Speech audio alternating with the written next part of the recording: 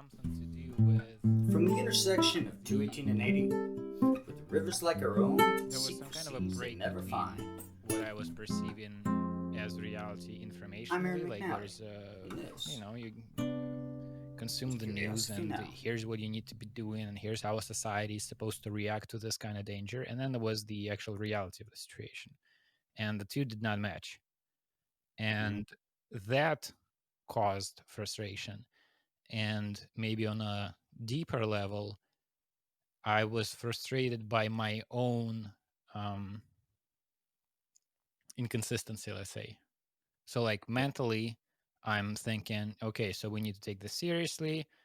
We need to figure out a few rules how to go about the situation now, and then just follow them. And then we didn't really follow them. So it's like, let's wear masks and let's do this and let's do that. And then you go to a supermarket to buy food, and it's a very crowded place. Nobody's wearing masks, and my mood would get worse. Mm-hmm. Not just, I think it wasn't just because, well, now I just exposed myself to risk. It was because I'm professing some kind of approach. I'm talking to my girlfriend, and we're like figuring out how we're gonna do it, and then the reality does not match it. We don't What we Yeah. say we're gonna do is not the same as what we are doing or the society is doing, Mm-hmm. and that was frustrating. And but that's one thing, and the other thing is I've always loved nature, and this summer we spent like half of it in that faraway village in a different region of Russia, and I never like there. I felt much better, both physically because I was again not knowing at the time, but I was recovering from COVID, and I felt much better physically in nature, but also mentally. And so all of these things got together and mixed in this, desire to not be in the city and be in nature where there's more space. And I need more space for work and life, and I'm also trying to think about the future, planning, starting to have ideas about a future family. And that is also connected to how I see Russian society. Like, what it's not a society that you look at and go, this makes perfect sense, this is how we're going to live. Like, the way things are done here is how we're going to carry on. You need to figure out your own approach if you want it to be a good one. And so I'm trying to figure that out, and that does not, you know, uh, Moscow or St. Petersburg, these expensive cities, um, that are the main kind of hubs of opportunity and work and money and all that kind of stuff. They don't feel to me like viable options because, even buying an apartment is just, I don't see how I would be able to do that. Meanwhile, buying a house somewhere outside of those crowded places, um, that's not like an obvious thing how to do, but I can do it. I can figure it out, and then build a space that works, that makes sense for me. The most wonderful blessing that the crisis brought to me was that it really pushed everyone online, Right. and there felt like much less compulsion to go to an urban area because all of a sudden all of these ideas were available to me right here in Iowa City. I went to Prairie Lights. Not, I'm sorry, not Prairie Lights, City Lights in San Francisco, and watched a centennial celebration of the poet Paul Celan, that they put online because they could not have it in Mm, their mm-hmm, store. mm-hmm. And I went similarly to a book talk from Lisa Feldman Barrett in Seattle because they could not have it in the store. And just a number of things like this. I no longer need to be in a city for it. I can simply watch the video to So get the ideas. what is your environment? Iowa City. What is it? Is that a It's a town? s- it's a college town. It's not even a small city. I actually don't off the top of my head know what the population is. It would be kind of hard to gauge. A lot of the population is in the city next door, Coraville, but Coraville is more like a suburby kind of feel. It doesn't really have a downtown. Hmm. So And Iowa it does. was yeah, it was once the state capital of Iowa, which later moved to Des Moines for geographical reasons to accommodate higher population, for as well as for other reasons. But so they built a university around that capital that's right on the river. So there's this nice little university that bleeds into the downtown area, and it's a nice little maybe 8 block brick downtown area. 8 block circumference, and then there's a small sprawl of residential areas surrounding it. But there's no big industry or anything. The biggest industry is the medical center and the research facilities associated with the university. There are a couple of small factories, but nothing huge.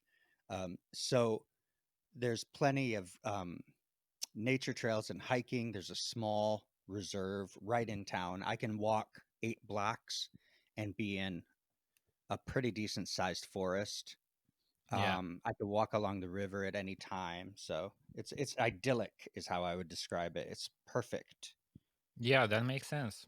That McKenna used to talk about this. I guess that would have been the 90s, early 90s maybe. Um Mid 90s, I don't know, when the internet was already a thing that is like started to happen, but I think it was like a few small kind of venues, home pages and forums that people have created for themselves. Mhm. And he had moved to Hawaii, making a home for himself. And I forget what his family situation was like by then. He had, I think, a couple of kids and maybe a second wife, or was divorced or something. But I think it was he and either his wife or his ex-wife or something. They were building a garden there growing a garden in Hawaii, collecting psychoactive plants that many of them were rare and didn't have really, like the Western culture didn't have a handle on it, didn't have a place for them.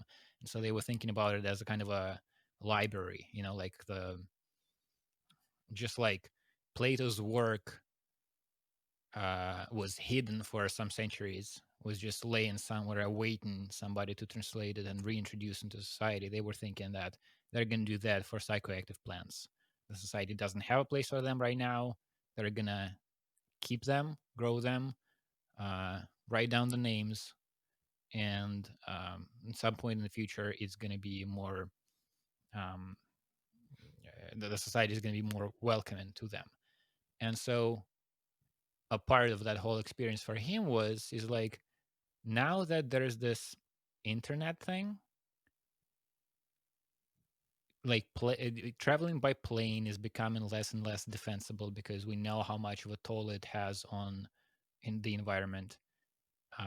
And like flying to a place to have a meeting to do a little conference, why do you need to do that if you can live in nature and connect to others by the internet? And his vision for the future was that kind of living, like in the physical reality. We live in small little, villages or whatever, where you have a few hermits, but you have, yeah, we spread out and we don't live in crowded places. But because we do want connection to more people, and we do want, a crowd kind of situation, socially, mentally, we connect online, and we have a connection to the larger society through these things. So this was at the beginning of the internet. He didn't have Skype calls and stuff, but he was envisioning this in the future, and maybe we're moving towards that kind of situation. Because again, to me, I mean, especially in my case, my work is done remotely. I work with Americans. It doesn't. They don't know whether I live in St. Petersburg or a village if my internet connection is uh, good enough. So my work is not limiting me to live in any kind of place, and yeah, to live in a city where you have to pay a lot for a tiny little apartment, or move further away but have your own space that you can make into what you want your space to be like. It's becoming more and clearer and clearer. The choice is becoming clearer and clearer. I one another liberating thing about this year for me has been that as we've all worked from home, there's been less of an immediate hierarchy of leadership at my organization, and I Mm. have much more direct contact with people at the corporate head as opposed to just to my immediate supervisors, which has really freed up a lot of opportunities between myself and leadership, communication wise. So that's been just fascinating. It's really, really made my job a lot more enjoyable and interesting. There's no doubt about it. It's I wanted to say interesting. one more There are other thing about things what you were happening to saying. jobs. Oh, No, go ahead. go ahead. I think there might be some kind of a delay between us. Yeah, there might be just a second. It's a long distance from the right side of the globe to the left. Um, and America's on the right side. You're on the left. I'm fine with that. Yeah. Well, I just figure I subvert the dominant paradigm of how to conceptualize the global map. Um, yeah, so yeah, you're right. There is a lot going on with corporations, and another thing that I've been very very optimistic about with this whole new circumstance is how to think about the way that people interact with one another. We were getting into this stage where the boomers were just unable to interact with the millennials. They were just at war with one another. And the whole idea was that the millennials were too addicted to their devices and the boomers like thought that they were too sensitive and they didn't, whatever. But now that I've spent like a full year pretty much all online for all of my human interaction, well, the vast majority of it. There are a couple of exceptions, but vastly the majority of my human interactions have been online this year. I've noticed these millennials and younger who are, quote unquote addicted to their devices, they're really communicating in very sophisticated ways, and it's not inconsequential stuff, and you see it manifest in the culture in very bold ways, like the mobilization for the BLM movement, for example, and and also the Get Out the Vote movement. I mean, for both parties, there was record voting turnout this year. It's really something, with it being virtual and all that. Hmm. And so, the on the flip side of that, for the first time, the boomers. I mean, we have some exceptions to this rule. Robert Wright is certainly an exception to this. He's always been at the avant-garde of technology, but a lot of boomers were not. And so you'll I'm actually see a you're year making where. you're making Hmm? me think of the regular Skype calls that I have with Bob, where he does not seem like the avant-garde of technology. Hard to imagine, isn't it? It's hard to imagine reading Three Scientists and Their God that came out in the 80s and thinking about that as being the avant-garde, but He's always it like, was for what it was. fucking Microsoft. There's supposed to be a Fucking Microsoft. button here. Where's the Yeah, button? yeah. There's- I mean, he's not wrong. He's not wrong. He- Skype's interface is really yeah, bad, but yeah, it is. That's true. And he chooses to go Microsoft. I think he could afford with that sweet parrot room money to go Mac, but he doesn't want to. Um, uh, well, Skype is owned by Microsoft, right? Skype, like the yeah, that's right. Microsoft is to blame for whatever new interface Skype has, and when they move the chat button from one corner of the screen to Yep. another. That's the evil corporation. It is. But so the other thing, so I've seen a lot of boomers actually be online to communicate with their families through Zoom calls, Right. to communicate with, to interact with social media in more sophisticated ways. I've seen some of my extended family on LinkedIn, and I've just seen it's interesting. It's so finally, I think there's a little bit of a glimpse of what life is like for the other side. And I think having to, sitting through, the Trump presidency kind of made people have to see a part of the country they didn't want to interact with, but they're there and they vote and they need to deal, with their fellow country people, and that's manifested in all sorts of horribly violent ways. But I went on a big digression. But what I was trying to get at was that these sensitive young people, Hmm. I think there's actually a wisdom to the sensitivity, and I really mean that. Yes, there is a lot of cancel culture and using social media as a way to shame people into ideological conformity. Yes, that's a thing, and I'm not downplaying it. But it's also very wise in certain respects to get your space, figure out what you need as an individual, find your balance with nature or whatever, right? And get that ready. And then when you interact with people, interact with them as, professionally as possible in the middle. And this year's been an opportunity for us to actually practice that a little bit. So you're saying because people were first online, they like saw more of one another, like different generations, different groups, different ideological camps.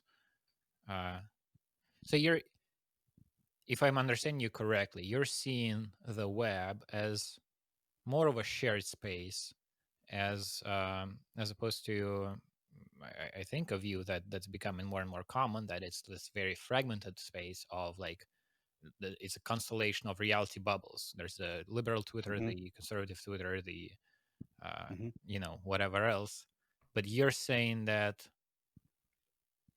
people having to go online led to people having to see one another, even if they're in different camps, ideologically, generationally, and so forth.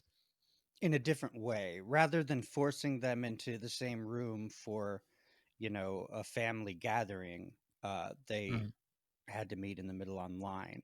And so while you're correct that the bulk of experience online is indeed siloed and fragmented, what we saw this year was also the birth of a shared space online, aside from what we had before, which was Twitter and Facebook. We also started to see Zoom, Google Hangouts, all of the interfaces upped their game on that. And you'll see that the tech, the big, uh, the big platforms, the Facebook, Instagram, and the Twitter, and everything, they added little video loop features to kind of to compete with Snapchat and TikTok, and so you see this.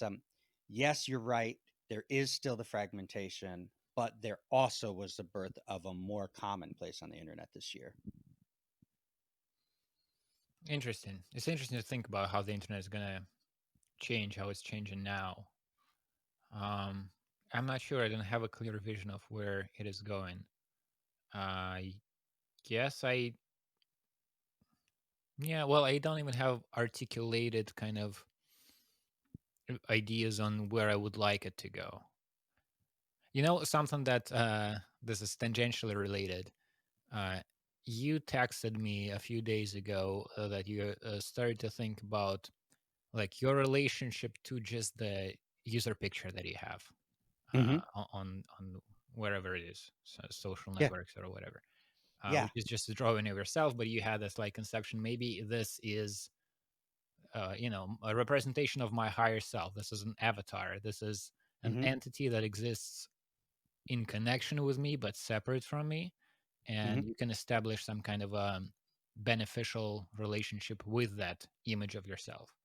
Hmm. And that Well, that made me think of, as I text you back, about the work of Tanya Luhrmann, who's very interesting. She's an anthropologist at Stanford, and her um, work is multifaceted, but a big focus is the relationship with what she calls invisible others, and that includes the God that evangelical Christians talk to.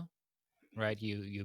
They have this Mhm. tradition of not just praying, but actually listening for a voice to respond to your prayers and to guide you. And so you make your decisions, life decisions, based on a voice that you hear in your head that you identify as God.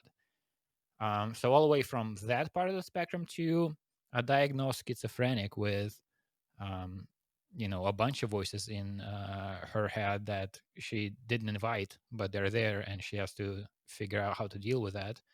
To shamans in West Africa who seem to be in a very similar situation, except that the culture is different. So there is a cultural framework for what to do with those voices and who those voices are. Those are the spirits of the river and the mountain and so forth. And one of the little communities that she's interacted with or studied, uh, I think kind of like, not, I think that particular part was not a big part of her work, but there's this online, I think, largely online phenomenon of tulpamancers or tulpamancers. So it's, the concept of a tulpa, I think, comes from, I don't know, Tibetan Buddhism or maybe the Bon tradition or something, but it's this entity that you create that then acquires standalone existence. So at the Mm. beginning, it's an idea, a conception. It's something that you conjure up in your mind, but if you're this experienced Buddhist mystic or something, that thing can then have a life of its own. And so this has gotten some kind of a rebirth recently with these online communities of people who are into whatever. You find, a subreddit for everything. Until I think fairly recently, Reddit has deleted a bunch of peculiar subreddits. Uh-huh. But so these people, I think mostly, young kids who are at that age where you get into shit. Um, so there is a community of people, like a forum or something online, of people who are sharing techniques, practices for that thing. How do you create an entity, a voice in your head, eventually, essentially, that you would feel is a separate entity. And so it can be lofty and deep and mystical or religious in nature. It can be, I think she told me a story about a guy who created, like, he would just looking to have fun and to experiment with his own mind. And so the tulpa that he created for himself was like a mean Pokemon character. Oh. And that was all fun and good until he succeeded into having this voice in his head that really did feel like a separate entity that you can't get rid of Oh. because it's in your fucking head. And he made a mistake of choosing not the cute Pokemon but the mean Pokemon, and so he just had literally a pocket monster in his head, talking shit to him. It wasn't fun. Wow. So This reminds me, the that's one Vajrayana part. It's one thing masters. that carry on.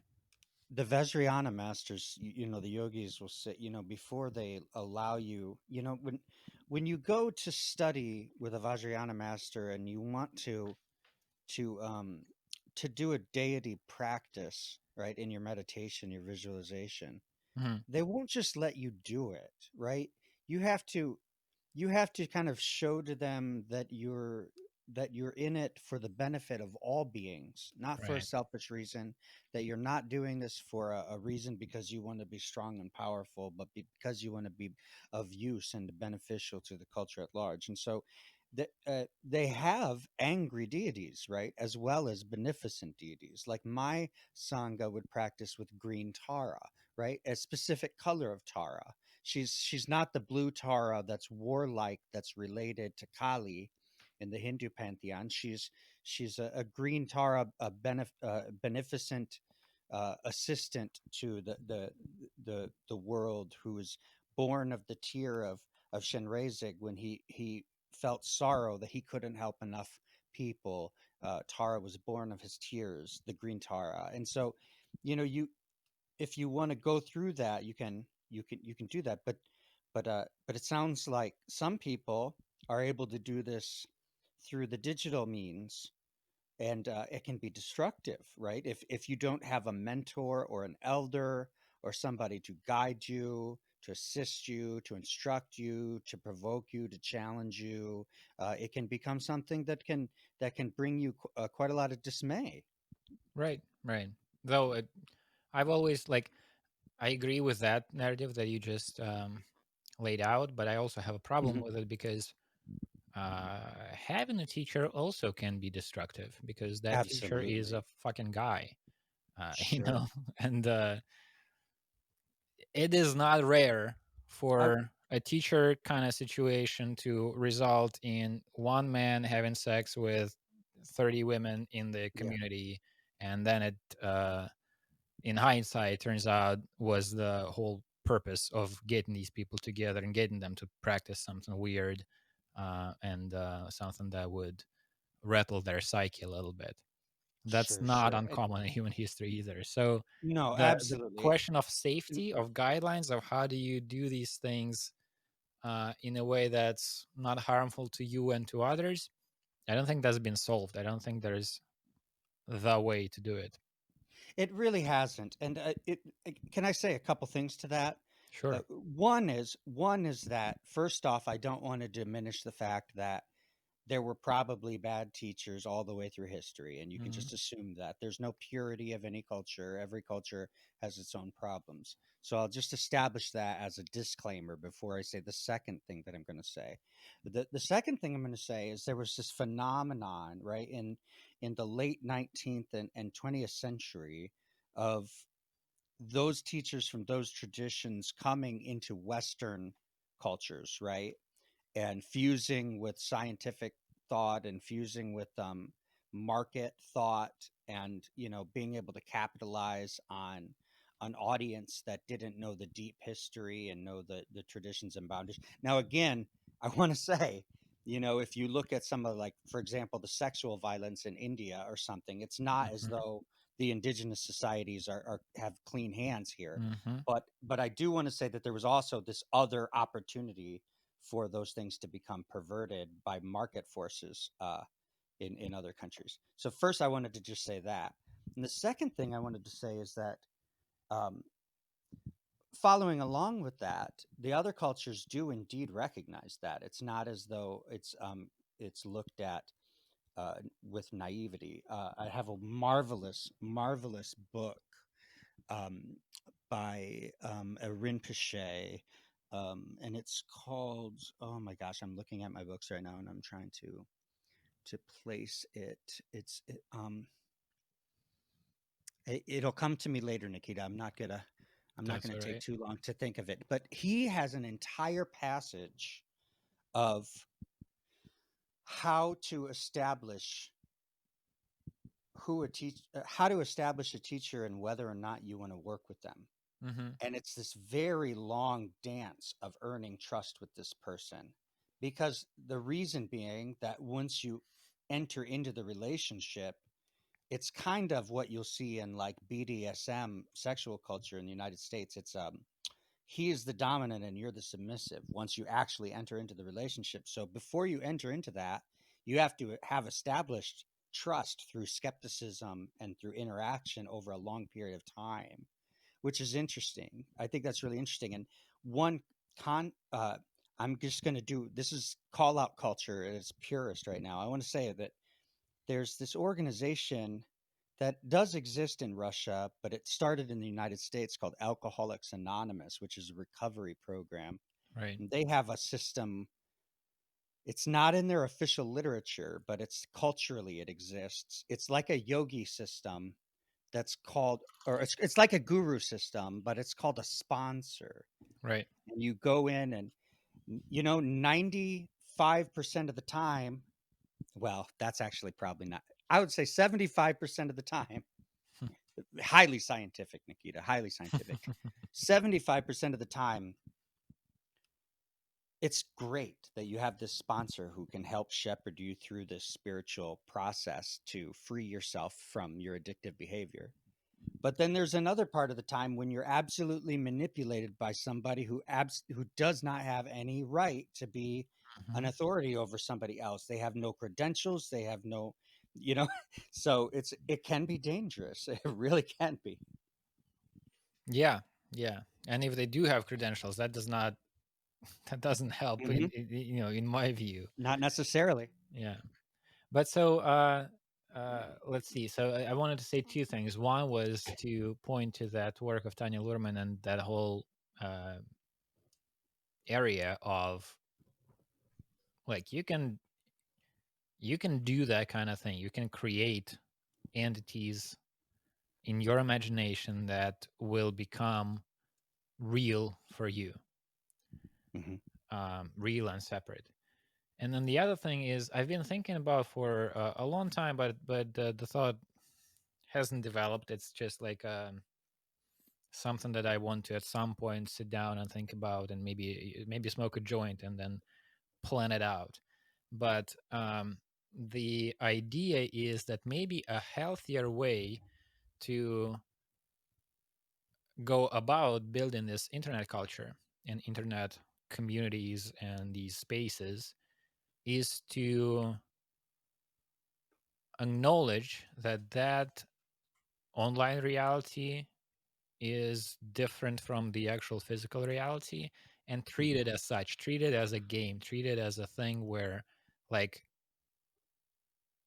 I on Twitter is different from me in the actual physical space. Like you talking to me as a person in a room is different from you talking to some kind of entity that can only speak in letters on a screen, and there can be more than whatever the current limit is, 240 or something. Those are different entities. And so maybe it would be healthier to have a social network, let's say, that really emphasizes it.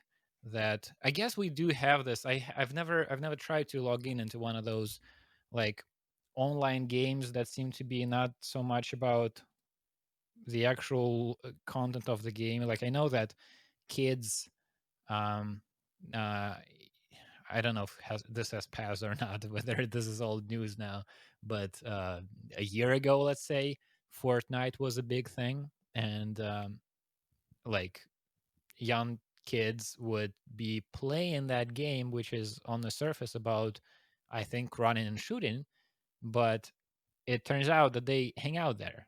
It's not about the running and the shooting so much as it is about being in an acoustic space with your peers. Just like when I was, I don't know, 12, I used to go play soccer with my friends.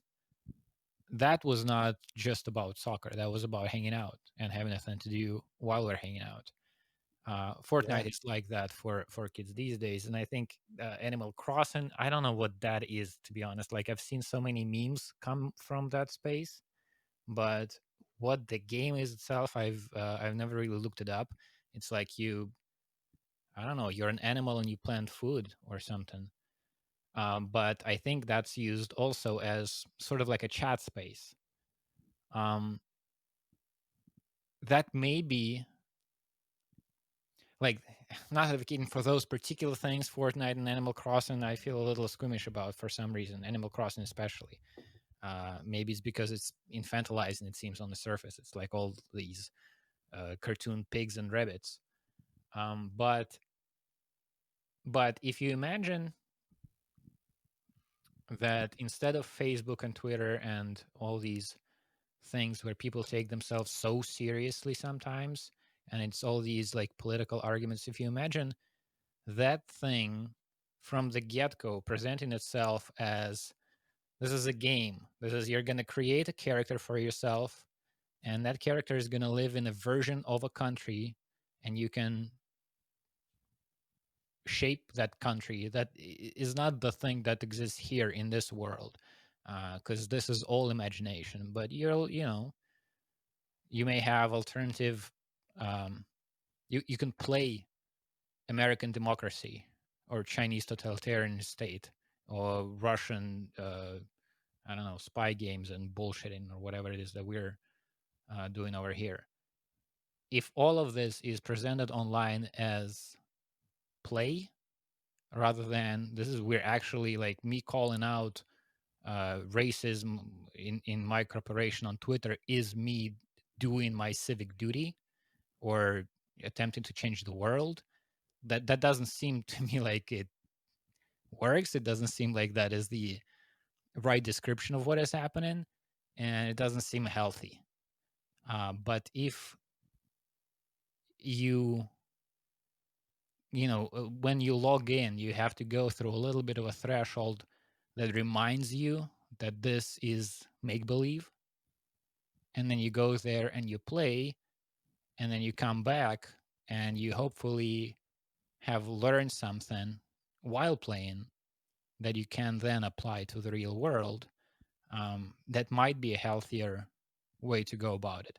So I have this like very vague half kind of um half, what is the word, not half-assed, some other word like that, vision of an online experience where you do have a profile and a history of your comments and all the stuff that we do online, but there's more of a clear separation from you and that character that you play online, because that's what it is. This is a character that you're playing online, and I think the blurring of that line oftentimes leads to um, issues.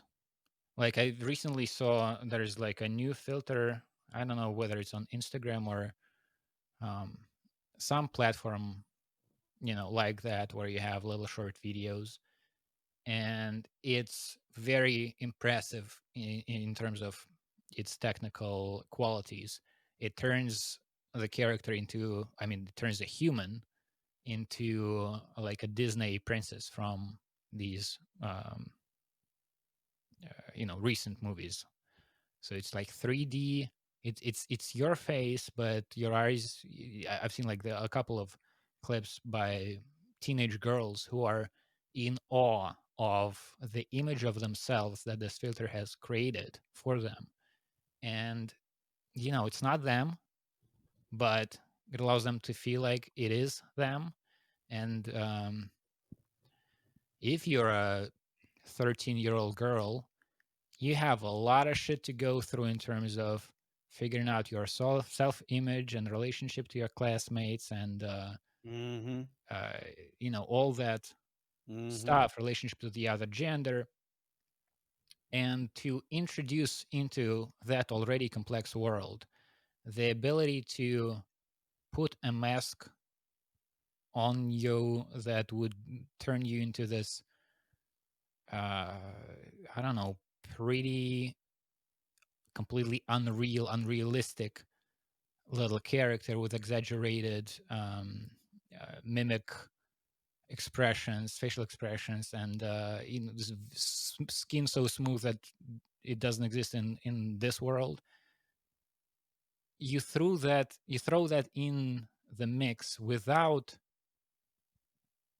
introducing like a separation line between this and the real world. It's not like here's a character like yeah, I drew a picture and I'm gonna play this character. No, this is your video, this is your voice, it's in your living room that you deliver the speech online. It's just your face looks different, and the chances are you're already confused about the representation of yourself and who you really are and how these things relate and how you navigate that social reality and all that. And so I don't know, I think it's an interesting area that poses a lot of challenges and asks a lot of difficult questions. Mhm. And I wonder if making, this kind of like grown up internet, turning it into more of a game, but labeling it clearly as a game, um, letting the users know this is not real.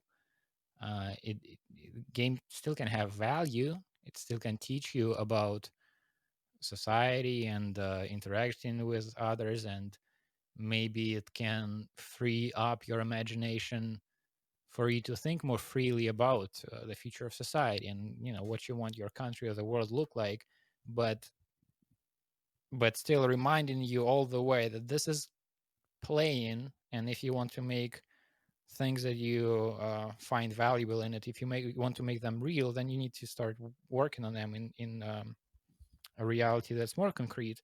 Maybe that would be a healthy approach. I don't know.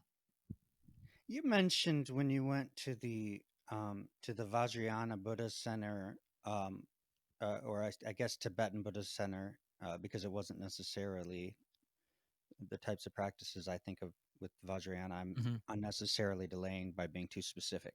You mentioned that when you went there, there was something childlike that you appreciated True. with Yeah. respect to the dressing and the symbols, the colors, the way of going about things, and the way of being in the room that stood in contrast to the way that people are in other situations. And I want to link that to something you also said just now, where you were talking about people using Animal Crossing, for example, as a hang space, and you were saying I don't want to infantilize it.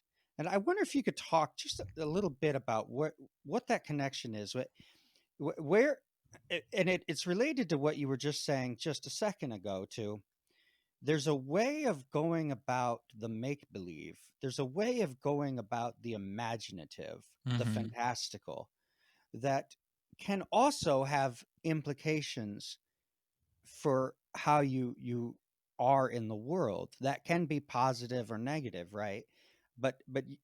You're working with some kind of conflation there that I'd like to see you kind of try to tickle out.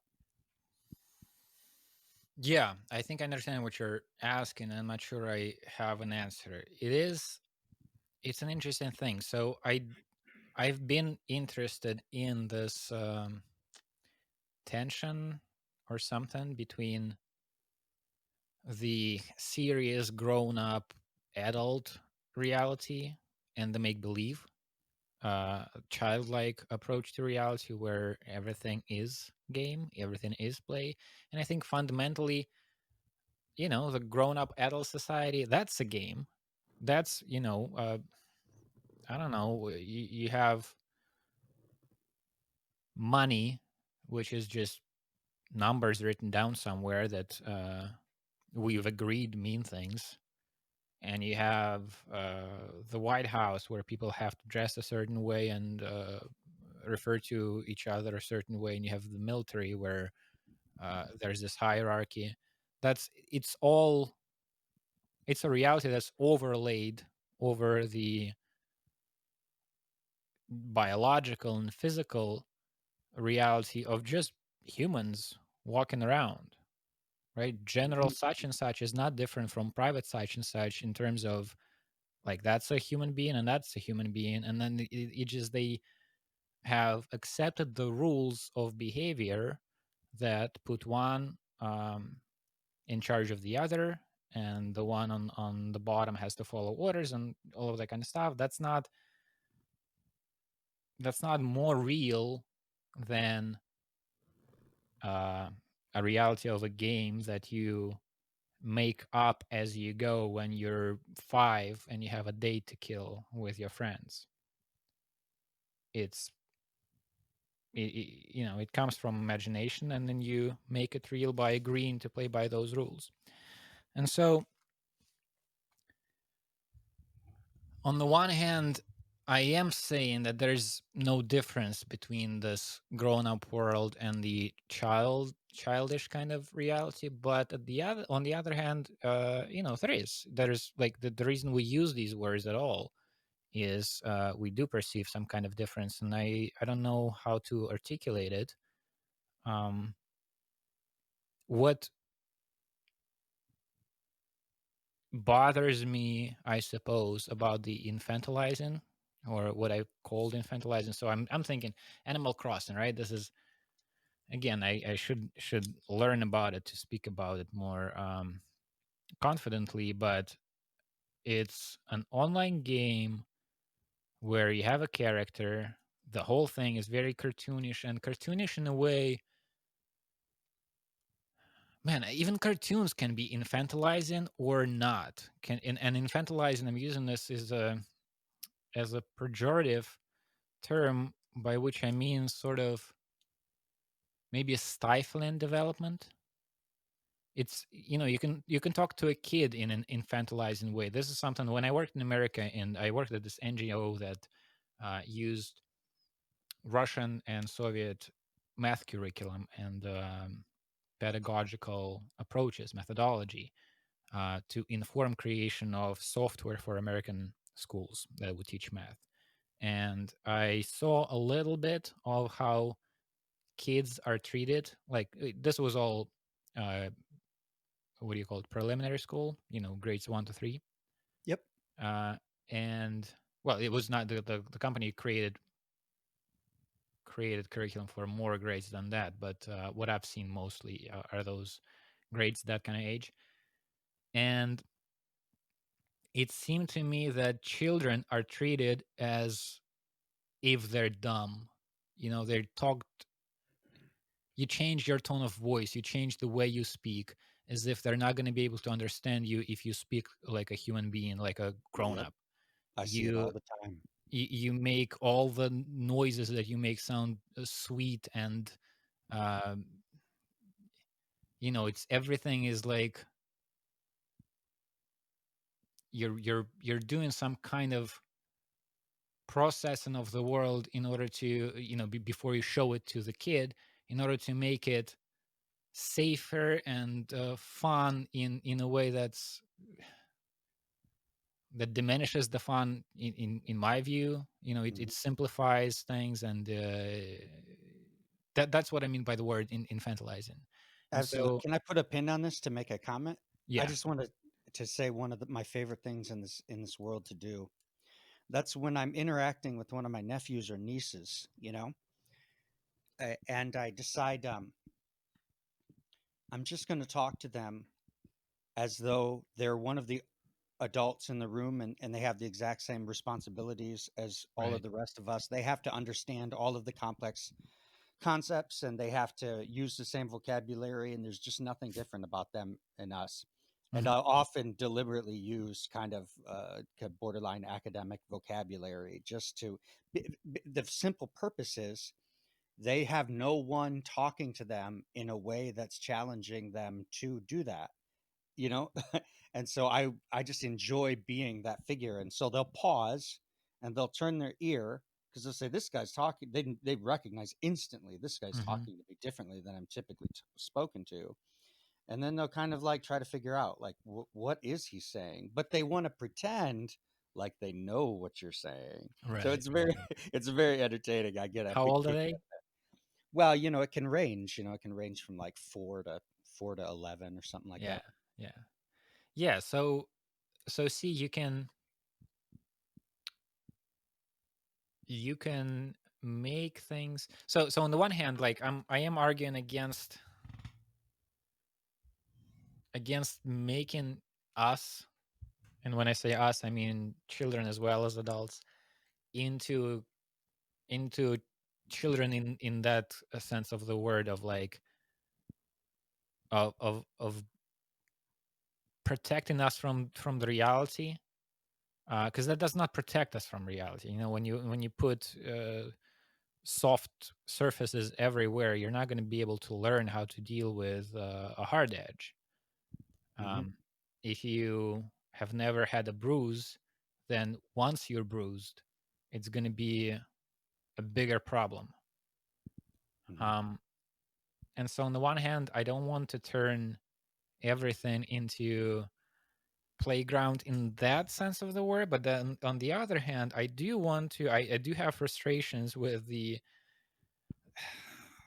these people who think of themselves as adults and take themselves entirely too seriously and are not aware of how much of a playground their reality already is. um, take academic discourse. It seems to me that a large part of it is very similar to the discourse of, I don't know, when you're 13, you're trying to establish yourself in a community of your peers, and you're like, boys are posturing and showing each other how much of a badass they are, or who's smarter than the other guy, and it's uh, dick measuring contest is not different when you're 13 and you're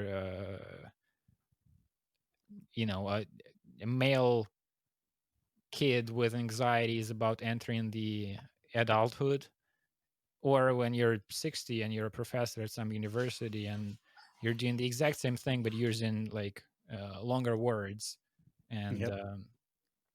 you've used the time between those 2 points to learn how to deliver a speech that is more impressive than the ones you did when you were 13 or 12. Yep.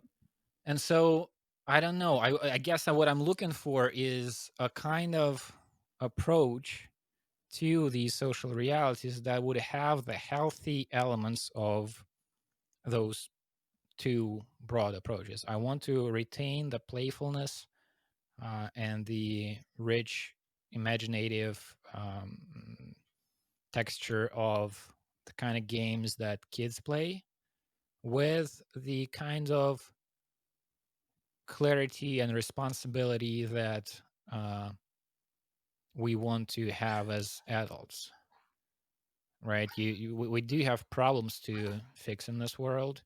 We do have, from personal relationships to social to political. I have a dog that's barking because he senses that his owner is coming back home.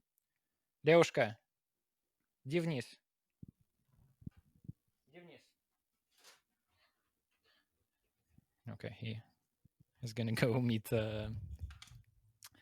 Karina, his owner, and my girlfriend. So um so yeah, so that's what I'm looking for. I have a problem with both. I guess there are unhealthy ways to both make things seem more serious than they are, or more, I don't know what word to use. I don't know. You need to think of your, I don't know, generic presidential candidate that is not given, is not making the discourse more uh, healthy, helpful, constructive, complicated, just pandering to whatever the audience wants to hear, looking out for their own interest in terms of the contest that they're playing, getting power, not Mm-hmm. trying to tackle any serious issue, Yeah. etc. So that is, I don't know what word to use to describe that thing. It's like they take themselves very seriously and they wear a suit and they think Mm-hmm. that their game is important. They don't necessarily even think of it as a game, Mm-hmm. while it very clearly is. So Mm-hmm. I Yeah. want to introduce something like to somehow frame that as, this is a game. You can play it or decide to not play it. If you do decide to play it, you can play it differently. You can change the rules, um, though there's that is not obvious either. How do you change the rules of the game to not betray the game, to not become a cheater, which would devolve the Oh, game if more people I, do it? yeah. I think I'm making some connections now with our older conversations. I feel like Trump fi- Trump came in and said it is a game. Trump Hmm. had only played games his whole life, Yes. right? So he said, "Look, I live with these liberals. I live in New York City, and I'm from Queens. I'm not from Manhattan. I know how these people think. I know what their fears and insecurities are. I know how to troll them. I know how to win the narrative media battle. I got this. The GOP needs the man who wrote The Art of the Deal. Hmm. And it's just like, like you said, we've talked before, he'd been on professional wrestling, he'd Right, been right. he'd made a cameo in a softcore pornography. I He was not aware of recognized that. it's a game.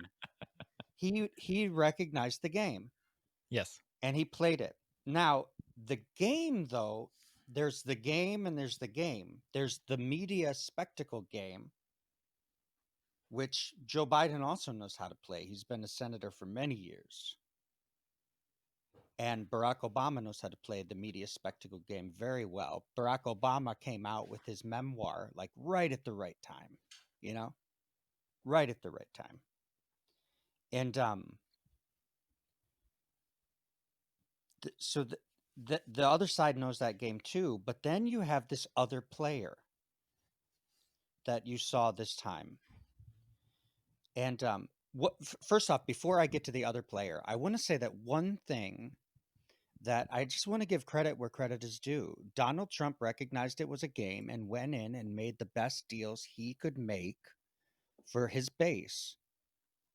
Now you can say whatever you want about his manner of speaking, and you can say whatever you will want about the economic and socio-political assumptions of that base as to whether you want to call him a racist or whatever. It gets pretty academic pretty fast. But the reality was he recognized who the base was, how to play to them, and how to make the types of deals that they, with their ideology, wanted him to make. And it's not like it was just the lowest people at the bottom of the socioeconomic pole. I mean, it was also people at the Hoover Institution, Peter Robinson, and people. Victor Davis Hanson were supporting this guy. People over at Hillsdale College in Michigan were supporting this guy. Okay. Uh, that his ideas about how the market should work was lockstep with their ideology of how markets should work, and it's not because they were just trying to screw the working class.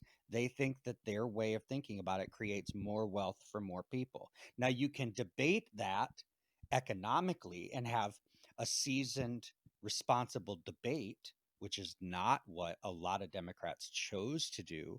Instead, they chose to have freakouts about identity politics and just make it sound like he was, Mussolini personified, you know, which there are many arguments that can be made for that have merit and are valid. But let's take this Christmas season to to charitably offer Donald Trump the credit that he is due. I would like to take this moment to do that. Okay, so if I haven't lost you too much, now I want to talk about the third party with the game thing. Hmm. So, yes, there's a media game, there's a culture game, there's a deal making game, there's a power game, there's an identity politics game. Those are all games. But there's also another game, and this is where the Lincoln Project comes in. Okay, talk more about it because I don't think I know Yep, I'm everything ready to do. So or the Lincoln anything. Project was a group of McCain Republicans that hate Donald Trump, right? Hmm. And they helped Joe Biden get into office by making ads and doing public relations stuff, and trying to get Never Trump Republicans on board with getting Biden into office. I'm sure that, Robert Wright is no doubt unhappy about this. Glenn Greenwald made a great quip. He said, if Bill Kristol and the Lincoln Project and the Never Trump Republicans, David Frum and all these guys, they're not trying to get Biden into office so that they so that he'll be an anti-war candidate. The argument being that all of these McCain Republicans are actually hawks geopolitically, and they actually like, or they regret the Iraq War now, but at the time supported it. Those kind of guys, guys that whatever. So that's a military industrial complex game, right? A warmongering game that Donald Trump was seen as a threat to that game, right? But there's another game that is legitimate that these guys actually support. But here's the rub is that the other side also supports this game too, and there's a debate right now that's starting within the Republican Party, and that's the constitutional game. That's what are the executive powers? What happens when a candidate challenges the merit of an election, and like all of Right. these Right. games about these people, they're not just warmongers who don't like that bad guy that won't let them bomb the people they want to bomb. That's a way too simplistic description of these people. They believe that they're preserving and conserving and protecting a constitutional democracy, a republic, right? And this goes back to, you were talking about games the founders were playing.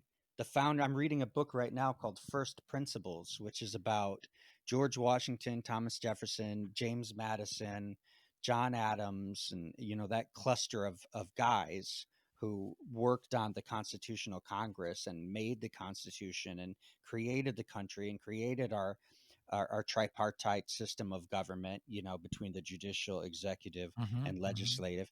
These guys were playing a game where they were going into Greco-Roman land, right? They were reading Right. Right. Aristotle's Politics and They were creating Plato's. a new game based Yeah. on the old ones that they seemed did seem good to them. And now a lot of people, the 1619 projects wants to say, well, yeah, they were playing a game. How are we going to keep these black people to do work for us? Mm-hmm, mm-hmm. And that's a legitimate critique. That's a legitimate critique. It's not the whole story, but it's a legitimate critique. Um, they weren't just doing that. They were also saying, hey, why can't we govern ourselves? Why do we need to be part of the British Commonwealth? Why Right. can't we have our own deal? Because this, with the whole deal with the taxation and representation, it's not working right. We can do this better, and we can look at the successes and failures of the Roman Republic to learn from that and make a similar system, or but improved, like a Rome 2.0, right? In many ways, the United States is Rome 2.0. Yeah, yeah, yeah, yeah. Do you know this Philip Dick thing? The Empire Never Ended. Oh, that's a very interesting concept. I don't know it. Tell me more. So this comes from Valis, which is like a work of fiction that is created on top of his like trying to think through this weird peak experience that he had. That there's a something that he's written that's called the Exegesis, which I've never read, but the Valis has elements of that book, that bigger volume in it. Whoa, I got Exegesis to read is this guy. Exegesis is his non-fictional, um, trying to think through this weird mystical experience that he had kind of randomly. And Valis is a fictionalized version of it. And I think it comes from that exegesis from him trying to think through the thing that happened to him. That he, I think, for a while he felt that he existed in two times simultaneously. Like this guy living in America in I forget when the book was written, Oh, the 70s or wow. whatever. But he's also an early Christian living in Rome Oh my God, in that's so cool. the first century. And the slogan that came out of that to describe the feeling that he had was the empire never ended. He thought that, I mean, I don't know how much of this he thought, like, in what way he thought that, this is a person who knows how to work with imagination, and imagination is tricky and weird, and what it does to a reality and how you use it to describe realities, this is all complicated. I don't know Hmm. what kind of truth he was trying to express with it, how Hmm. literal it was. But at one point, he proclaimed in that book that I forget what time period. I think it's like centuries between like the second and the 1950s, that whole time was fake. That whole time was artificial. That didn't exist. It's not real. What uh, the real time was, before, I forget what again the kind of the thresholds that he came up with, but the idea was that there was this real time in the beginning of um, the common era, and then we went into this fake time, and then we are re-emerging in 1940s or 1950s when the Gnostic writings were rediscovered. Mm. And his thought was that America, it wasn't even Rome 2.0, it was Rome. He felt that he was an early Christian living in the Roman Empire, and that would be a correct description of like that weird feeling that he had for a while after a peak experience, that like he was in the first century. And then Philip Dick, the guy living in America, is actually somehow that experience is being an early Christian living in Rome. So I mean, he's trippy. Uh, he's an interesting guy. He thought that I we mean, lived in a hologram of some sort. Um, hey, well, yeah, that's right in line with common parlance about the yeah, simulation. yeah. There's a fascinating video of him explaining the hologram thing at like some kind of book convention, like a science fiction convention, where people gather to listen to this famous science fiction writer, and he delivers the speech saying, "Okay, so what I'm going to say now, I want to emphasize I'm not being metaphorical. This is what I really think. Let me explain it to you." And then he explains that he's come to the conclusion that we live in a hologram, that this world is fake, and it comes to him through these like weird experiences that have to do with his work as a writer as well. He says something like, for many years a common theme would emerge in my stories, where the protagonist meets I think it's like a brown haired girl who shows him somehow that the reality that he lives in is somehow counterfact. It's not real. And then, things happen. And it was just a theme that emerged in his works every once in a while. And then he says, that finally happened to me. A brown haired girl appeared on my doorstep and showed me that the reality is not real. And what he's referring to is that peak experience of his. He had, I hope I'm not butchering the story. I think he had like a dental operation, and he was given some painkillers or something, and they were not Laughing doing the gas. job, and he ordered more. And so the brown hairy girl was a delivery girl who brought more pills, and he opened the door, and she stood there on his doorway, and on her neck was this on her chest was this necklace, the Christian fish, the symbol. Mm-hmm.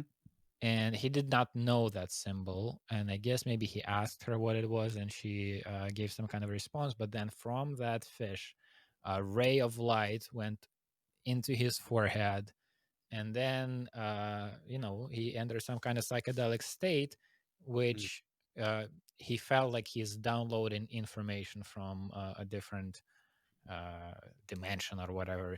Seems very, things like that happen to me when I voluntarily decide to do a particular drug. This thing happened to him when he was not asking for it, and so then he spent a lot of time trying to figure out what that was. And there were some eerie things too there. I forget again the details, but I think maybe his son was sick and they couldn't figure out what the sickness was, and somehow in that state he like got information that then proved to be correct. There was something along those lines. But yeah, this is, I forget how we got on that. Oh, the empire never ended. Yeah, so he thought Yeah. that America really is Rome. I have some religious experiences that are psychedelic like that I'm not going to talk about here, but you've given me inspiration. I really need to write about them. And Hmm. actually, I believe I have written about them, but maybe I could do something more uh, more solid with them.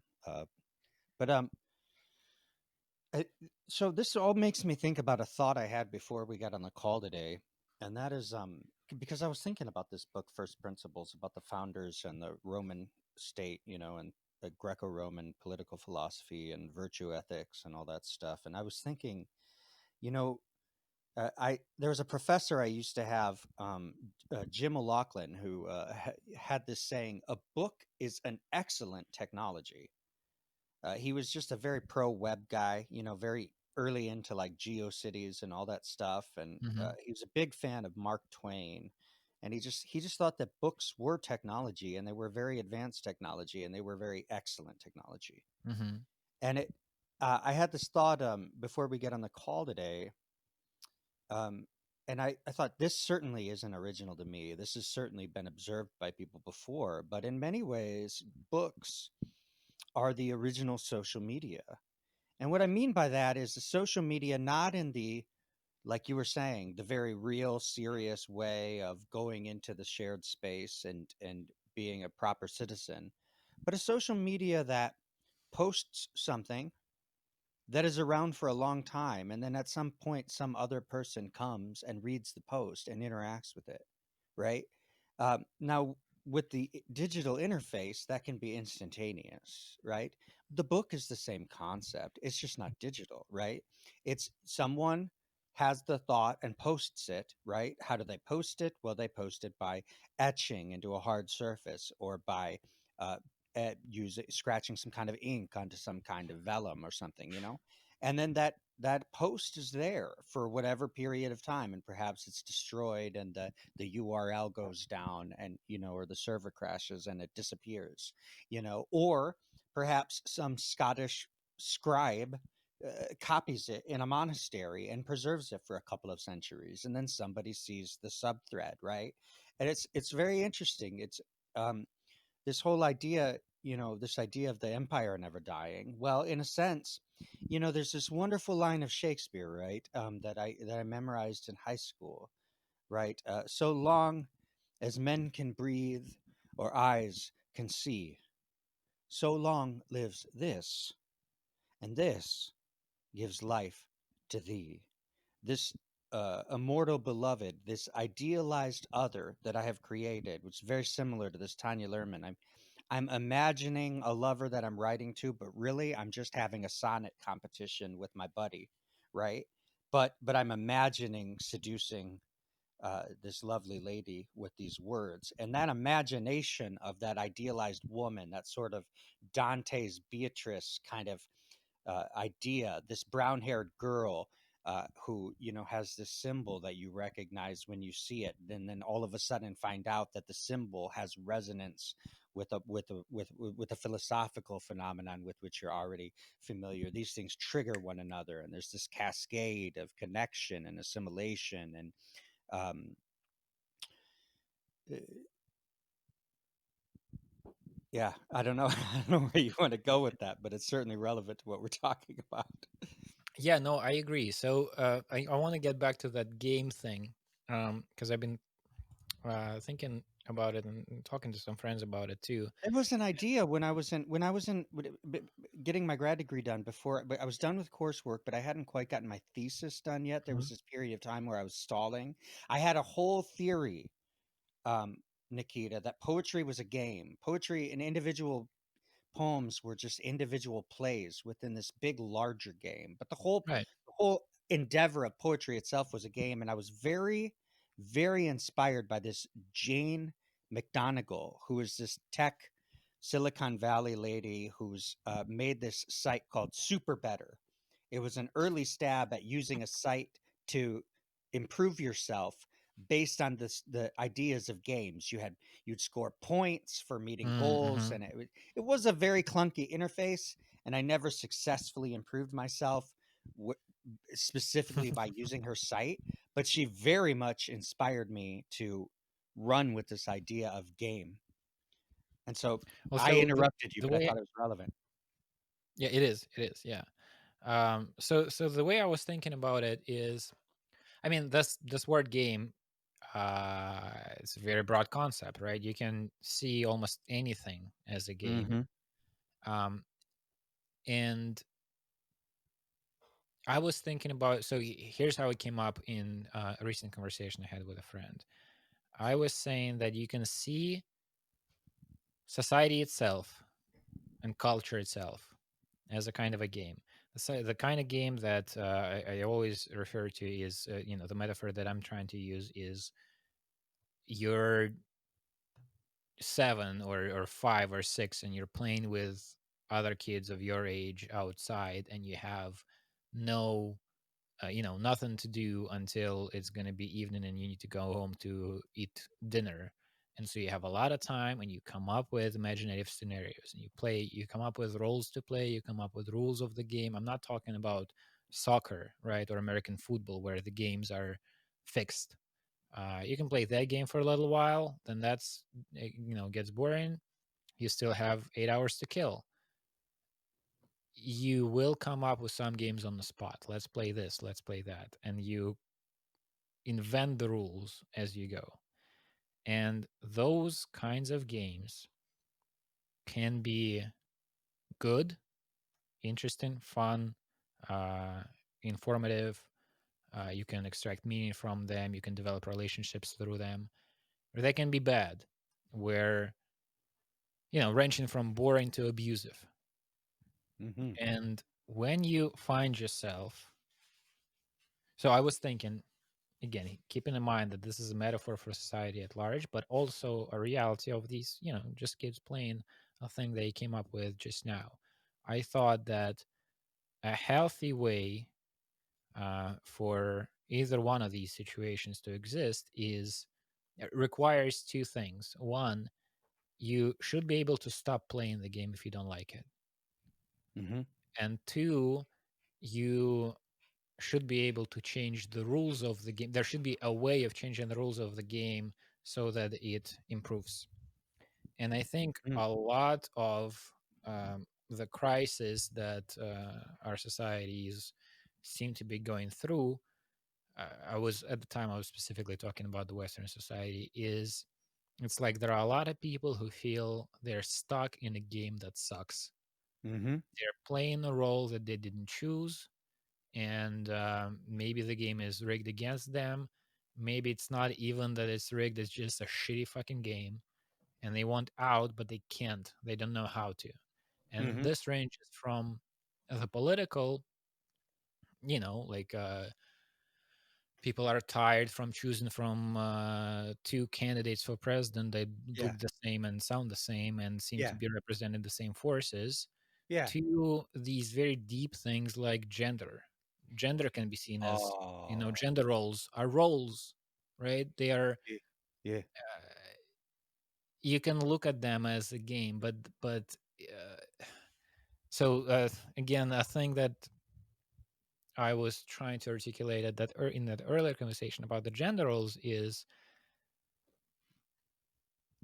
I don't think there's a problem with there being gender roles, so long as these roles are not simplistic, Yeah. right? The actual reality, like the roles as presented to us by our biology, by just the actual experience of being a man or a woman, those are very rich, and you can do so much with them. There's an infinite number of ways to be a man or be a woman, and you can find meaning there. You can make them deep, uh, can be interesting, can be challenging, can be anything you want. But the way these roles are framed by the society can be very narrowing and limiting, right? So you Yes. approach boys and girls and you tell them, you're a boy, this means, and then a list of things. You're a girl, this means a list of things. You're going to Mm-hmm. wear pink, Mm-hmm. right? You're going to be nice. You're going to be polite. You're going to be submissive, whatever the framework is. And so if you are able to either say, no, your rendering of this role sucks, I'm going to makes more out of it than what my kindergarten teacher had in mind. That's good. If you can step out of those roles, you be whatever gender fluid, queer, whatever the appropriate vocabulary is now, but be successful at it, meaning invent a new role for yourself and make that role interesting and meaningful. That's good. If you can just stop playing the game for a little while and have a conception of yourself and of others as outside of those roles, right? And I try to do a good um, male character, and you try to do a good female character, and then every once in a while we just neither of those things. We're consciousness that is not reducible to any kind of role, right? So those are all good ways, empowering ways to go about the situation. But Mhm. what happens often is a person is either stuck in the role that they don't like, and they don't know how to make that role better, or they go and they say, "I'm not going to play this game. I'm going to be, or I'm not going to play this role. I'm going to play a different role," and it doesn't work out because you haven't been taught how to do the coming up with the role, right? So you're stuck in a shitty role. You say, "I'm going to get out of this," and you invent a new role for yourself. And it turns out that you're not good at that either. You come up with a new identity for yourself, but it doesn't make you happier or healthier. That happens often. I knew a girl who transitioned to being a guy when she was in her teenage years, and did that for like a year and a half, and then transitioned back because didn't solve her problems. And I mean, this is playing with really fundamental kind of roles, right? It's one thing to try out this one character and then do another one. You were emo or goth for a couple of years and then grew out of that. That's not going to have the same kind of consequences as you thought you were a guy for a year and then you did hormone therapy and cut off your tits, and then you decided to go back to that previous role. Kind of going There's a different, going in yeah, the trenches here, but there's this tension. There's this tension between how do I identify and how do I feel at peace and authentic in the world? right, And then how does that interact with what other people's assumptions about how things should be are? How do they respond to me being my authentic self? right, And maybe I don't like the way that they respond to me in my authentic self because I feel like it's not just. They don't duly give uh, respectful treatment to it. So I need to engage people outside of myself to create some sort of representation for people who are like me so that I can, you know, make a political thing out of this and tell that other person, hey, look, you're going to respect me, all right? And I'll tell you what, if you don't, I have ways of making you respect me, and that's when things start to get, when you say, well, how do I really identify with my ideal conception of self as it pertains to gender? And what are the things that gender, how does what kind of meaningful aspects does gender have that influence my ability to be authentic and at peace in the world? And so if I make this identification or that identification, and now I'm also identifying with my role within this political interface that we've kind of created with my party or my activist group, or whatever. And then, within the group that's resisting my activist group, and then all these other, so there is affiliation after affiliation after affiliation. and you're using all these externals to define your sense of core self. It can get very hairy, right? That get very hairy. Yeah, yeah. And there are a lot of complexities here in regards to how we define the game, the roles, or a game, and roles within those. But the main thing that I was trying to get to is, how do you do this? How do you make the game healthy? And so I was saying, important parts of it have to be, it seems to me, the ability to stop playing the game, which I think is not always available to people in society when it comes to political roles, to social roles, to gender, to all kinds of things. Like, you feel you're boxed in as this character or that character, and you're not even aware that there's a character that you're playing this, right? And you are stuck with an identity of yourself within this larger framework.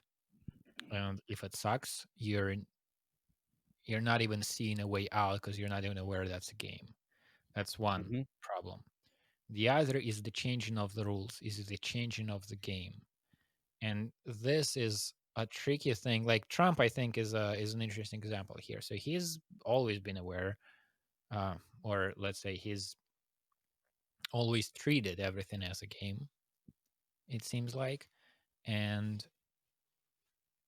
the way he goes about the game is, rules can be broken, because rules are also a game.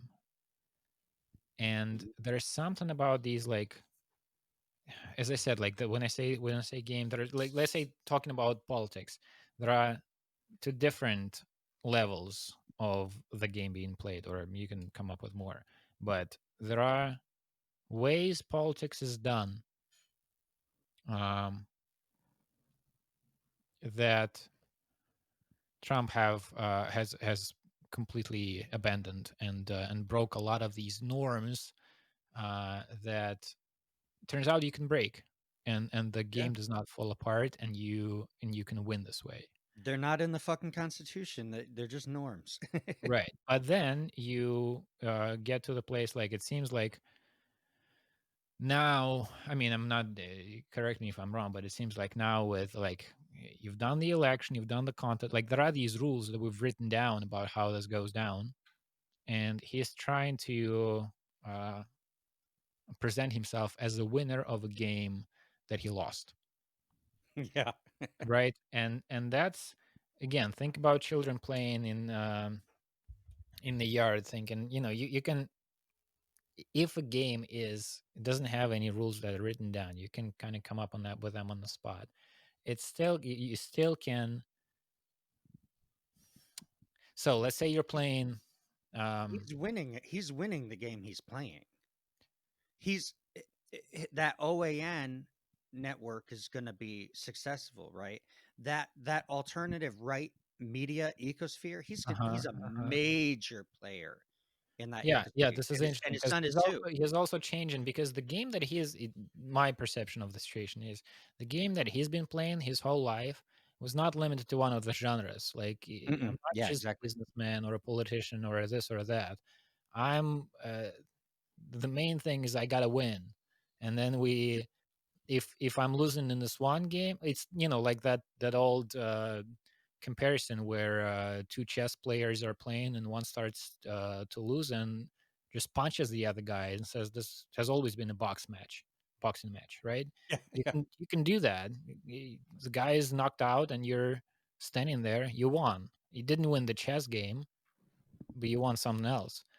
So I guess Trump is doing that kind of thing, but he may be destroying as he goes. I don't know if he's going to win or not. What and what constitutes winning in his framework, if there is even a framework for him. But my point is, there's a way of changing the rules of the game that's healthy, that makes the game better, and then there's cheating that can make the game fall apart. Right. Hmm. So again, thinking about kids playing in the yard, if you change the rules of the game, like, the game evolves you come up with new levels of complexity. You're playing war, and you invent the concept of a bulletproof vest somewhere along the way. Oh yeah, Define trench warfare in World War I. Holy shit. right. But like, if so in this imaginative world of children playing in the yard, you come up with a new concept. Like, I don't know, wearing this wristband, this means I have a bulletproof vest, so if you shoot me, I'm not gonna die. I'm just gonna take off this wristband, and then we're gonna continue. That's an added layer of complexity. You introduced a new idea in the game, can Mhm. make the game more interesting. However, if you invent the bulletproof vest concept after you were just shot, you're making the game bad, right? This game is not gonna evolve. This game is gonna just make kids angry at you, and then there's also a danger of, like, if you do this kind of thing a couple of times, other kids will pick up on the possibility of changing the rules like this in your own favor, and then the whole game falls apart. The game becomes who cheats more, and it's not going to be a pleasant experience. And that's what, Glenn Greenwald thinks that the Lincoln Project is just they're just warmongers who want to stay in power or whatever.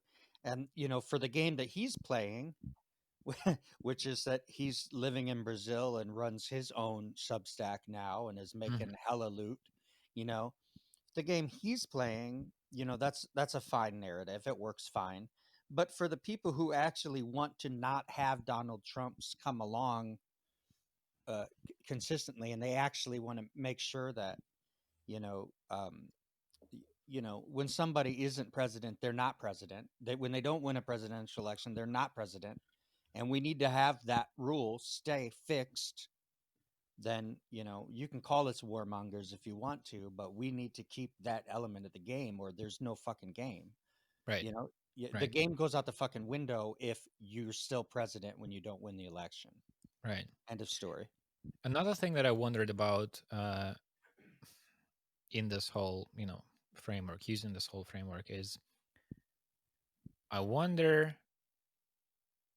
how much of so if you compare America today, let's say, and the Soviet Union at its during its last years, there are obviously many differences. It's easier to point out the similarities than differences, maybe, but I'm bringing it up as an illustration of something. So the official kind of game of the Soviet reality, the official narrative of what is going on, who's in charge, and what are we doing here. By late 80s, everybody knew this is bullshit. Everybody Yeah. knew this is a game that you're forced to play, and it's bullshit is the right word to describe it. But people had, I mean, this is my kind of I assume any group of people that I would deliver this to would have in it people arguing with me. I'm not saying this is the way it was, but a way of looking at it is people had other realities that did feel to them like real life. So the official political environment was perceived as bullshit, and so you play along as you have to, but then you have, let's say, the gender roles that seem more firm. You have family, you have maybe a meaningful work, you have other things, other kinds of games, outer games that are bigger than the ideological political one, that are more meaningful, that are more real for you, and they root your reality. You have something to stand on if the political game falls apart, which it did when the country fell apart. And then the I think maybe the the fact that people had these other games that they didn't perceive as bullshit games allow them to survive the falling apart of the big game. Now, I wonder if that would be different if America falls apart.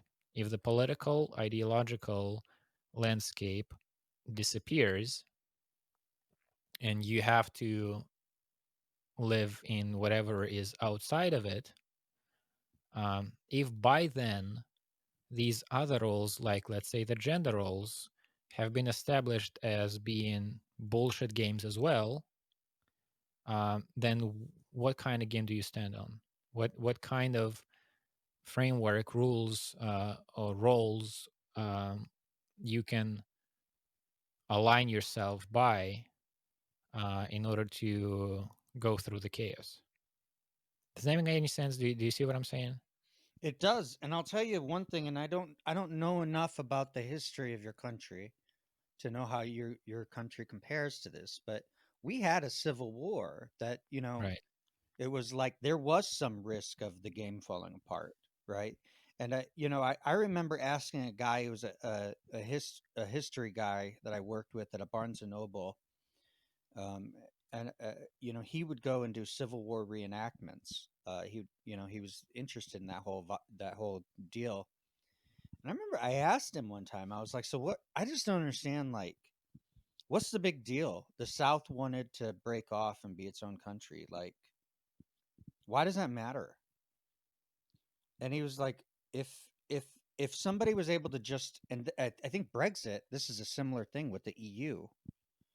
Um, if somebody can just break out of the union, then the whole Constitution is rendered completely meaningless. And the Constitution is what's holding this thing together. So you have to defend it. And it was a bloody fucking war, man.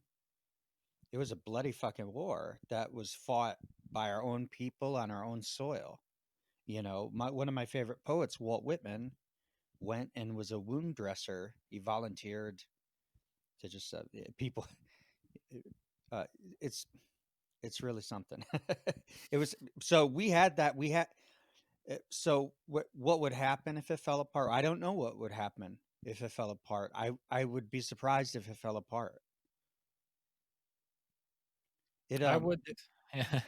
that for whatever reason they thought that that system of rules where the president gets elected every 4 years and you can Mhm. elect your other representatives, and by golly, legislation sure is slow and inefficient as far as social justice is concerned. And boy, you saw some people burning down buildings on account of that this summer, but uh, all in all, though, this system, excuse me, is advantageous for the largest group of people, right? As inefficient as it is. Um, If for no other reason than it facilitates commerce, right? So that goods and services can get distributed easily, cheaply, and evenly throughout the land. yeah, well, that's the kind of thing that people argue about, and if there's not an agreement on that, then you might find yourself in trouble, right? Mhm. Whether they're distributed Like, evenly or fairly, mm, all that kind of stuff. I mean, I'm not arguing one way or not. I'm not saying America is yeah, going to fall apart, yeah. I mean, but a lot if of people have been it saying, did, "Well, then I would, are yeah. we in a civil war right now?" And what would that be? What would that mean? So it's like, the 19th century Civil War was, a geographic, right? You Mhm. had some people, they wanted to be able to use slave labor, right? Because their economy depended on it. And ironically, some of the businesses in the North benefited from that. But, an economic system is an economic system. They come and go. Um, this all is interesting in the context of the empire never died concept, too, because it's like economies come, economies go. Democratic presidents make new deals, and the whole system becomes basically democratic socialist, right? Public works libraries are built all throughout the country in the 1930s and 40s. Major public works projects. The system of government funds the arts, with the National Endowment for the Arts. You know, Hmm. public schools are public schools continue to be a thing, right? That receive federal as well as state funding. Um, these things have come and gone throughout the history of the Constitution, but the Constitution is the Constitution. I mean, it's a system of individual state governments that all govern themselves to whatever extent that they govern themselves, and that benefit from linking up to this centric system that connects all of them into the network, right? And I mean, the advantages of having a network are just so. It just seems, it's just like your uh, McKenna down in Hawaii, realizing that despite the fact that he was working in his organic library, he still saw some great advantage to being networked. I mean, the Constitution is a network. That's what it is, right? It's Right. a it's a Right. it's a system of linkages for independent, autonomous governments to, and so like what you say. Well, some people don't feel like goods are being distributed. Well, at least the goods can be distributed, Hmm. without a network they can't be distributed at all, right? And so you could say, well, we need to have a system of taxation where money is not able to so easily funnel into just a few hands, which is based upon a non-zero game, thinking that capital is a fixed thing. But capital's not a fixed thing. That guy, who's that Greek guy that's in that democracy organization with Brian Eno? I can't remember his name. Yiannopoulos or something. He was a used to be a some kind of finance minister for Greece, and now he goes international, lecturing about economics. Capital is a story. Money is a story. Wealth is not a finite resource, but is a system. We talked about it on this very podcast before, about Hmm. you Hmm. determine a price based on what people are willing to pay for things, and you can create a service economy where people are providing services for one another that are 100% renewable, that can create wealth. You can create wealth. It's just like, well, how do you pay for finite resources such as vaccines, or disease testing, or healthcare in general, is what it often gets called. Um, well, that you need to figure out how to figure out a system of distribution of specific finite resources, and it's never going to get done without a network. So you might as well have a goddamn network. That's for sure. I don't know. So I just don't see, with all of the people who are as upset, like you can go and you're talking about, people who get too serious about their avatars, right?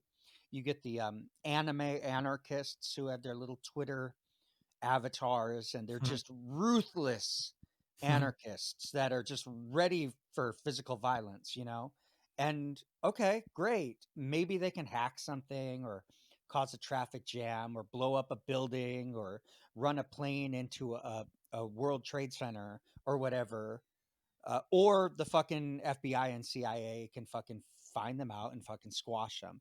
And even for all of the disruption that Trump brought to the game, that shit never went away. Trump was that state power connected to the system of government in the United States of America is stronger than it ever was before, if nothing else. Whether or not he pardons Julian Assange. Hmm. We Yeah. I brought in Fair passing, enough. I brought up Yeah. non-zero games because Trump's games, it's debatable. I used to think, well, Trump is always playing non-zero games, or Trump is always playing zero sum games. I'm sorry, I got that Right. backwards. Right. But I'm not so sure anymore. I don't know that Trump is always playing zero sum games. I think in some senses, some important senses, Trump is playing non-zero sum games. He's creating a new media ecosystem that can be profitable for the people in the base that he wants to cater messaging to, right? Then meanwhile, the Democrats, New York Times is no longer in the red. They're not going bankrupt. The New York Times is making money. You know, it's just like I heard A.O. Scott, the film critic from the New York Times, talked about how he got in a Twitter spat with Samuel L. Jackson because he'd written a piece about how this superhero movie was incongruous, and Samuel L. Jackson tweeted, why don't we find a job for A.O. Scott that he can actually do? Because meaning, well, he's not a good film critic because he Hmm. thinks this movie sucks. But obviously, all you fans think this movie's awesome. So therefore, A.O. Scott doesn't know how to do his fucking job. So A.O. Scott retorts, "Hey man, whatever. I thought the movie was clunky. You know, just because it has a ton of fans who love it doesn't mean that it stands up to critical scrutiny." And they had a Twitter spat back and forth. And A.O. Scott says in his book, he got a nice book deal, How to Live the Art of Better Living Through Criticism, his book's called.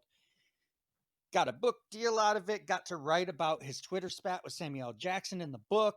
Both of them got more Twitter followers than they had Right. before. That's a positive non-zero sum outcome, despite Right. the fact that they were in ideological combat for a month or whatever. Right. So you can look at the game again as being played on different levels. Um, I don't know. Two fighters, two high profile MMA fighters decide to have a match, and there are months of leading up to it and shit talking, and then finally one of them knocks the other one out in the octagon. That was a zero sum game. One lost, one won. Then Mm-hmm. the whole thing for all of its duration was a part of a different game where people pay money to watch it. People pay Mm-hmm. for tickets, Mm-hmm. and the two fighters are trying to run a business based on their their personal kind of brands and whatnot. And so the fight benefited both of them because they sold a bunch of tickets and Mm-hmm. made money. That's I think Peterson had a thing where he talked about life as not a game but a series of games. Yeah, series of games. Like you're and the kind of conclusion, the lesson that he was trying to teach people from that analogy is to say that one of the important parts about playing the game is you want to play it in a way that makes other people want to play with you, right? Continue playing with Yes. Yep, exactly. you. And that was the thing with the Trump thing. They just said, "Look, dude, you won the game. You beat Hillary Clinton. Good on you." You know. And then you've had this whole battle with the Democrats, and have won a lot of individual games. You know, they tried to take you out with impeachment. You won that. You won this. You won that. You won. Blah blah blah. Here's the thing, though. You don't get to do that indefinitely. You know, it's like Right, if you're going to make everybody hate the game itself, right, right, right, then that's you don't we don't want to play with you anymore. You're done. You're right. out. That's Yeah. I think that's a good description of what is happening right now in the American politics. Like these other people don't want to play with Trump anymore, and he's trying to figure out whether he can still win that game, which does not seem likely, or turn to a different game, right? Well, and that's the thing. In his long-term game with his investments, it pays for him to continue to fight the losing game because it's a public Right, relations thing. It's right, like I'm right, not right, scared of anybody. I'm going to fight it to the very end. They're not going to win easy. I'm not going to let them just have this, right? Joe Biden doesn't get to just run victory laps before the fucking electoral votes are delivered, you know? And the man has every right to do that. The man has every right to do that. It's in the Constitution. That's how the game is played. But now that the electoral votes have been delivered, and he is Mitch McConnell, the majority leader of the House, has said, President-elect Joe Biden, now it's time. He can continue to spat and do his bullshit, but now the game he's playing is no longer the game of staying in the White House, hmm and he can act like he's winning that game that he's actually losing, and people can make fun of his tweets or whatever, but it's all just shallow and vainglorious because now he's using that for his next game in a succession of games, which is uh, ideology media conglomerate magnate. right, right.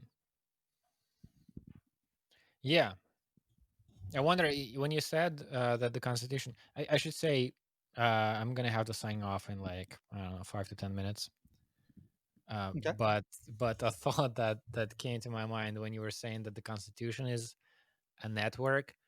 Um, I wonder I if mean, you can build. specifically, it's a foundational document that facilitates a network, Right, technically. right, right, right. Yeah, I just wondered what would a social network, like a, in the literal meaning of the word, the way we use it now, like Twitter, Facebook, and such. yeah. Uh-huh. What would a social network would look like if it was Oh, man. built on the Yeah, same kind of basic that's principles yeah, as the Constitution? that's so interesting. Yeah, I'd like to hypothesize that. That's a fun intellectual plaything. It does remind me of an idea I had when Facebook was first getting off. You had to have a university address to get on it and all this stuff. And Mm, I was an early Facebook user. I wasn't first wave. I was second or third wave, but I was still early. And I remember they were calling themselves a social utility. hmm And right on the login page, it had that phrase. And I thought that's how we should be thinking of government. Government is a social utility. So if I could get people on that branding, I'd love that. maybe we could use the non-zero network as a means for getting that message out there. Yeah, that brings in the question of like if people adopt that view and then they say, well, it's starting to seem like it's not very, not so much of a utility anymore. Then again, it either falls apart, it has to be changed, and then if it Hmm. has to be changed, then you need to have ways to change it. You need to have Hmm. built into the game an understanding of how it evolves and Hmm. how it Hmm. changes. Hmm. And you do, like the legal system that is in place, and the political system that is in place, like has ways for it, but I don't know if it's functioning properly. I don't know if those ways of changing the game are, being used effectively. You've got to get off, but man, I have thoughts about this because I don't think that it's that the game is ineffective. I just think that, or that the system is ineffective. I just think that the game has changed. The way that we've thought about certain things has evolved, and things have to get done to account for the changes. And what I mean by that is the game got built, the system got built, the Constitution got built where it wasn't assuming that people had individual rights to um, a basically comfortable living. The system was not built on the assumption that you should have access to health care, and if you don't have access to health care, it's inhumane. Mhm, mhm, That's not what that healthcare didn't fucking exist, right? So now you have this group of people saying it's unconscionable that in a modern society one should not have access to medicine and methods of treating illnesses with which one struggles. One should be able to do that without going bankrupt or having. Well, it's okay, great, that's excellent, but don't get mad about the system and call it a white heterosexist patriarchal, you know, terrorist, uh, misogynistic institution because of that. Just acknowledge that there's a new shift in how we think about it and mhm, figure mhm. out ways to solve it. Some of those are going to be market ways, some of those are going to be government ways. It's not going to happen easily because it's the system is designed to be resilient amidst controversy because people disagree. Right? People don't fucking agree. Everyone has an opinion. We talked about this on an early podcast too. But everyone has an opinion, everyone has a belief about how things should be and how things would work best, but not everyone has the same opinion and the same belief. So you have to debate those things. And you can't let any one group just get their way and just make everybody else have to do things their way. You can't do that because you're just going to have resentment, you're going to have rebellion, and then you're going to have then those anime anarchists are really going to have some power, you know. And I think we if to have a stable system, we can't let everything get completely disrupted every time an anime anarchist uh, decides they're unhappy about something. I haven't heard the term anime anarchist until you I'm started trying bringing it up in this conversation. to I'm trying to coin it. It's good, it's good, but it made me feel there was um there was a moment during the like protest riots of this year when a little bit of a shift happened in my viewing of the American situation. I used to laugh and look down upon some of these like Antifa groups, or look down not in terms of they're evil, but in terms of like these people are LARPing. Like you see a lot of people Hmm. like carrying weapons that they don't know how to shoot, or Yep. people who think that they're uh, these like tough street guys who are gonna fuck everybody up and punch the Nazi when they see one, but they don't Hmm. know how to throw a punch. And Yeah. so I would say these people are LARPing, right? That's what they're doing. This is a role playing game. That's not real. That's like they're playing the tough street activist that's gonna fuck people up, but they're not able to do that. And then at one point, I was looking at these like photos and videos of people gathering in streets with arms, and they still look like they don't know what they're doing, but you know making the conversation, making full circle, what is the difference between a game and reality? Like, so you have these people larping and pretending that they're revolutionaries, when if the situation becomes so heated that these people and then the other people, like the other side, um, meet in the street, and they've been really playing like they were not attending with a fucking shooting range, but they did buy the gun, right? And then they Hmm. find their enemy in the street. The game can very quickly become reality if somebody actually pulls the trigger. Hmm. And so, from playing war to having a war, it seems like the threshold can be crossed without much complications. Hmm. You just you've been preparing for it, and now the logic of the situation leads you to pull that trigger, and then blood is drawn, and then the game does not stop. The new kind of game with Hmm. actual deaths in the street. Hmm. That can happen. Yeah, absolutely, and that's why guns have been such an issue in the United States political scene for such a long time, because it's like you have the people who are like hunters, and people who'd like to have a gun at home for God help us, if a self-defense purpose or something, or maybe some legitimate people who actually even think that I'm a responsible and trained person, and I would like to have a concealed handgun, because if I was ever in a situation Yeah, at a mall or anything, I could maybe help uh, reduce some of the death by being able to take the other guy out. yeah, So, but that's a constitutional amendment thing, and I think it's pretty clear that the amendment was there for military purposes. The well regulated militia was a way of protecting liberty from foreign invasion, and I think it's pretty clear that with the Civil War that became pretty obsolete, and I don't see why we couldn't get rid of the Second Amendment. But that's not going to win political favor to easily gain legislation. So therefore, that's kind of off the table right now.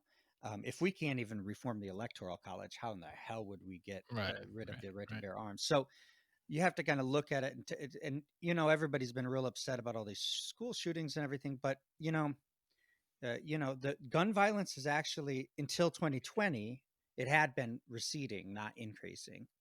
Um, hopefully 2020 was an outlier, and we're going to continue to see that progression. But I don't know. The three or 10 people who died at protests this year.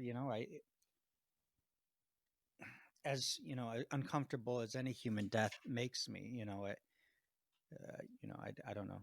Yeah, I don't know that I'm worried about it personally. I do appreciate, though, that we need to take every human life seriously. Right. I do appreciate that, and so I don't want to downplay the significance of anyone dying in that method. But it's not something that I'm particularly worried about as a widespread phenomenon. Well, let's hope for that. Yeah, I gotta go now, man. Yeah, absolutely. It's great talking to you, and good luck with everything. Tell the girlfriend and the dog hello, I and will. enjoy your day. Thank you. Thank you. This is, as always, been a pleasure. Yeah, absolutely. Talk soon. Talk to you later. Bye bye.